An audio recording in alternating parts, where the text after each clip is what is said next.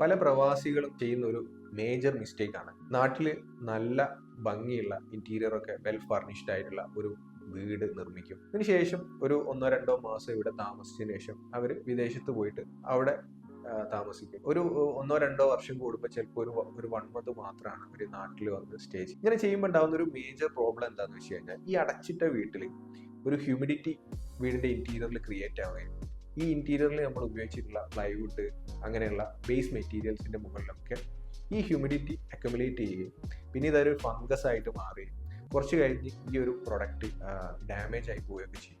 അപ്പോൾ എനിക്ക് ഇങ്ങനെ വിദേശത്ത് താമസിച്ച് നാട്ടിൽ വീട് വെക്കുന്ന ആളുകളോട് പറയാനുള്ളത് എന്താണെന്ന് വെച്ച് കഴിഞ്ഞാൽ, പ്രോപ്പറായിട്ട് വെന്റിലേഷൻ കൊടുക്കുക.